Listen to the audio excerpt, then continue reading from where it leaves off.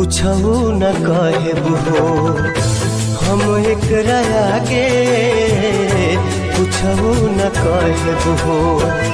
प्यार के बीमारी नहीं दुश्मनों के लागे हो, प्यार के बीमारी नहीं दुश्मनों के लागे हो।